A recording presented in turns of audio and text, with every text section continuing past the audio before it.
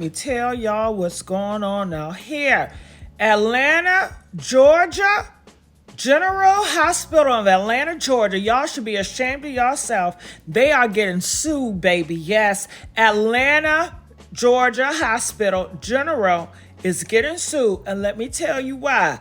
Tracy, Dr. Tracy, okay? You got some nerves, baby. You got some explaining to do. When I tell you after they get finished doing with this lawsuit, they gonna own the whole hospital. Okay, so let me tell y'all what Miss Tracy did, the doctor. My goodness. She has detached Jessica's baby, okay? The head from the body. And then afterwards, tried to serve it to Jessica like it was a whole. She popped that baby head on the body that was already off of it and tried to give it to Jessica and say, Jessica, your baby is gone. Ain't nothing we can do. And told Jessica if she want an autopsy report, she's going to have to pay X amount of dollars, and was telling her it's best if we cremate it. They were trying to cover up what she did, Dr. Tracy.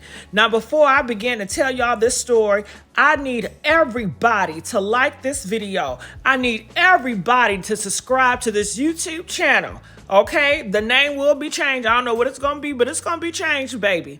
And this is a black family, a black baby. This is Jessica's first child. Imagine how devastating that has been. And then the fact that Tracy, the black doctor, tried to play homegirl. Are you kidding me? The trauma. Oh, God. Okay. And we do have video footage of the guys talking about it. Her lawyer is talking about this, and I do want to play that. Okay. So let me tell you everything that I know before I play. Okay. Did y'all like it? Did y'all like this video?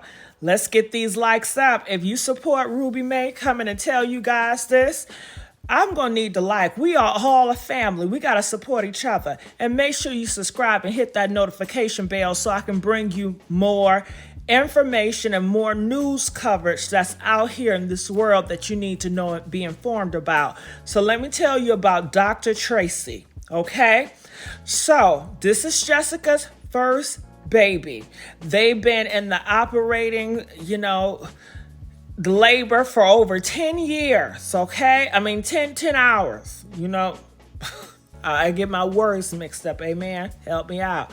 So, they said the baby, it was hard getting the baby out.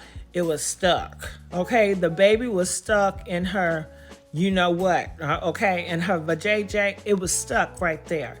So Dr. Tracy, she was aggressive. She was pulling on the baby head and neck aggressively to the point where the mom that's delivering the baby, she said, you know what, let's do a C-section. I don't feel comfortable. She told Dr. Tracy, I don't feel comfortable. I want to do a C-section. She kept on telling her, I don't feel comfortable. I want to do a C-section.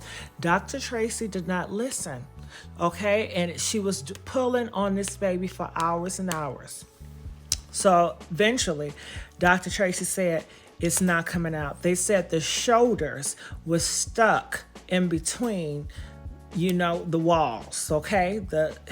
The walls was too tight or too close up. Them shoulders was so wide, it was not coming through. It was stuck between the walls, okay? So Dr. Tracy said, we're going to have to do a C-section finally. They did a C-section, and they realized that the body was detached and the head was still in her walls. Oh, my God. The baby body is detached. Are you kidding me? I mean, this baby could have been alive and well if the doctor knew what they were doing. The doctor should have had multiple people looking at this, getting in different opinions. And the mom already told y'all hours before, I want a C-section. I don't feel comfortable. So Girl, that's not the end of it. Let me tell you how this integrity is low at this hospital and with Dr. Tracy. Let me tell you how her morals and values have been compromised, okay? Honey, she took it among herself. She didn't even tell them the truth. When she was up, she didn't tell them the truth about the baby. She waited for hours and hours. They're thinking their baby is fine. So eventually, she told them the news that the baby did not make it, okay? And she propped the baby up. She placed the head on the body. And they put it really tight and they wrapped it up real tight in a blanket so it can look like the body was whole. All the while, when they did that C-section, the body was already detached and the head was still stuck in the walls. So they had to go back into the walls to get the head. They know all this. They didn't let her know this. They just propped it up to her like the baby just did not make it. Okay? Honey, and told her, we're not doing no autopsy for free. You're going to have to pay some big money for that, okay? And not only that, told her, no, we need to just cremate it. Cremate it so they won't have any trace of the foul things they did. So now the family is suing. And I want you guys to check this out. Make sure you guys like, share, subscribe to this YouTube channel. And let me know if you still want me to cover topics like these. Press 3. If you want me to cover serious topics like these that deals with us, press 3. Okay? Or do you want me to go back to celebrity gossip, honey? I can do that too. Well, I can do everything, honey. All right, so comment, let us know what you guys think, and stay tuned. Watch this video. 2023, just a few weeks ago. Jessica and Treveon, they were excited. She was 37 weeks pregnant at that time, and they were really, really looking forward to the delivery of their firstborn child. Her water broke at about 10 o'clock in the morning on the 9th. Appropriately, she went over to labor and delivery over the Southern Regional. They admitted her and put her on an IV and gave her some medicine to basically progress the delivery. She labored for about 10 hours, and then probably around about 8:40 in the evening, she was fully dilated, and they told her to start pushing. Well, during the course of the pushing, the baby stopped descending. There's something called a shoulder dystocia, fancy word for saying that the baby's shoulders could not fit through the pelvic girdle. It got stuck by the bone there in the pelvic girdle. That was recognized, and what wound up happening after that is just brutal. Dr. St. Julian came in, and she, in the process of trying to deliver this baby, pulled on the baby's head and neck so hard and manipulated them so hard that the bones in the baby's skull, face, and neck were broken. When Dr. St. Julian finally took Miss Ross to the operating room for a C-section, cesarean section, where they cut the belly and deliver the baby through the abdomen, when the womb was open, the feet came out, the body came out, and there was no head. The head was stuck in the vagina, and the head subsequently was delivered vaginally. The baby had been decapitated.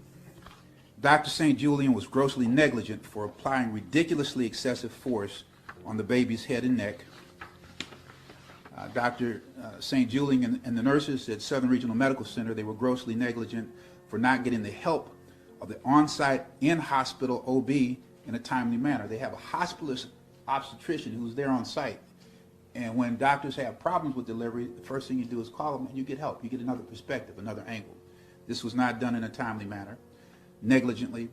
And then also the nurses at Southern Regional Medical Center were grossly negligent for failing to advocate and insist in other capacities that Ms. Ross got a C-section quicker, sooner, in a more timely manner. So those are the allegations that we claim in this suit. We just filed it. We're going to be very, very aggressive with the discovery. We're going to put all of these people who were in the room under oath and find out what they have to say specifically about what happened that tragic evening. That is the essence of our suit. That's the essence of the press conference, and we're going to open things up for open things up for questioning right now. Have you spoken with the hospital? I mean, why do you think they tried to cover this up? Yeah, we cannot speculate about what the motivations were for the lack of candor, the lack of disclosure, the misrepresentation, and the fraud. We will find out because we're going to put everybody under oath, and they're going to swear, and they're going to tell us what they were thinking. We don't know. How long did it take Jessica and Treveon to learn what happened to their child? Attorney Lynch, if you would. This is dealing with the fraud and cover-up. The family went in on the 9th for the delivery of the child. They were not notified of what actually happened until the 13th, a few days later. And that was from the medical examiner? That wasn't No, that was from the funeral home. That was from the funeral. Yes. Can you also speak to the fact that they were not allowed to hold their child? Yes, they were not allowed to hold their child. The hospital basically said, hey, well, we can't let you hold the child. We can, and my understanding is that they at one time did not want them to see the child. But what they did, the hospital wrapped the child up very tightly so that they could not see what actually happened, and that they were able to see the child behind the glass. Let me be more specific. In an attempt to basically misrepresent and miscommunicate to the family, when they wrapped this baby up tightly, they propped the baby's head up on top of the blanket to make it appear as though the head was actually attached when it wasn't. So they actually saw the baby on the day of the delivery? The day of the delivery, it's my understanding that same day. So when I say same day, kind of went from the 9th into the 10th. So the stat C-section was called at about close to midnight. The surgery was over at 3 in the morning. The first conversation that Dr. St. Julian had with the couple was at about 5 in the morning, and that's when there was not total candor and disclosure at that time. The records reflect that Dr. St. Julian came in the next day and the next day after with the intention of actually telling the couple the truth. The couple reasonably didn't want to talk to her at that time, and finally, a day after she was discharged, there was a meeting that occurred 4 days after delivery where Dr. St. Julian came clean. Just for clarity purposes, can you kind of go through the timeline of when the birth happened or the C-section? Sure. When they learned their baby did not make it, and then when they learned Okay, what actually okay. happened? And all of this is in the complaint, in the facts, but And can you step closer to the... yeah, all of this is in the complaint and it's in the facts, but the water broke at about 10 in the morning. They were admitted into the hospital at L&D at about 10 in the morning, 10:11 in the morning. The labor continued at about 8:40 in the evening. That's when she was fully dilated and she started pushing. All of the shoulder dystocia and the failure to sin occurred from 8:40 until about midnight. At about 11:49 p.m., after Dr. St. Julian had been manipulating the head and the neck and the like, trying to get this baby delivered, that's when she finally called for the stat C-section. And they took Miss Ross from the labor and delivery suite, which is a separate room. The operating room was just right next door. So they rolled through the doors, and then they proceeded and started with the C-section. The C-section, the baby was delivered at about 12:11. That's what the records show. You could go back to the complaint and just verify. But about 10 minutes after rolling the baby back there, the mother back there, the baby was delivered again. Half of the baby first, and then the head a couple seconds after that. And then at 5 in the morning, after the surgery was over at 3 in the morning. At 5 in the morning, that's when Dr. St. Julian came in and gave them the misinformation. Did your clients raise concerns during the delivery about how things were going, and did they feel like they were ignored because of their race? The answer is, in fact, yes. There's be more evidence developed in this, but my clients asked for a C-section much sooner than it was ever delivered, while the baby was viable. And I don't know if Jessica or Treveon are willing to talk about just what the emotional impact has been like. I can tell you, we've asked them to do that. They've declined at this point. It's just too overwhelming for them. I mean, that was the plan as of yesterday, but when they were sitting in the conference room, they looked at y'all and said, we just can't do it. Sorry, one more question. Did they feel like insurance or lack of insurance was playing into this at all in the decision not to go for a C-section sooner? No. All right. My law partner, Keith Lindsay, just has conclusionary remarks. Thank you, Ron. Thank a lot of you for coming and attending this most important story. It is as horrific as it sounds. We're happy to email copies of the complaint to each and every one of you.